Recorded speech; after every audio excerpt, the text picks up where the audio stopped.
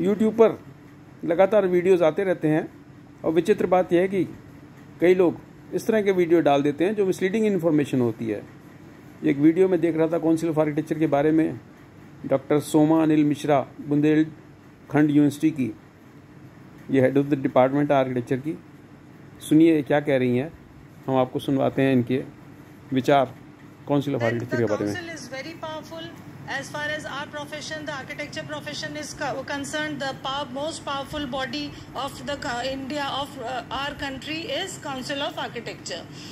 It has the power to acquire, hold and dispose the movable and immovable property. If actually the construction has been done in some illegal way or the architect has not followed certain norms and conditions, then somebody has sued and has gone to appeal to the Council of Architecture, then the Council of Architecture has the power to acquire that particular property, even if it is movable or immovable property.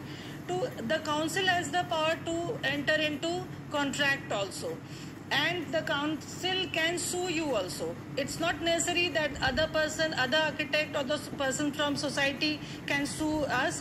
The Council of Architecture can also sue us, and we can also sue Council of Architecture. They can be sued also.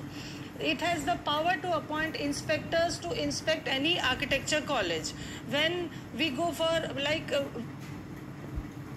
सुना आपने, इनका कहना है कि अगर कोई unauthorised construction हो रही है और किसी आर्किटेक्ट ने वो की है तो काउंसिल ऑफ आर्किटेक्चर उस प्रॉपर्टी को एक्वायर कर सकती है।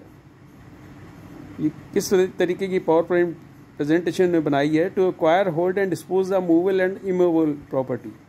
मैंने आर्किटेक्ट एक्ट पढ़ा है, मुझे इस प्रकार का कहीं कोई व्यवस्था नहीं दिखाई दी कि कहीं पर अनऑथराइज्ड कंस्ट्रक्शन हो रही है, किसी आर्किटेक्ट के सुपरविजन में हुई है तो काउंसिल ऑफ आर्किटेक्चर उसको एक्वायर कर ले, डिस्पोज कर दे।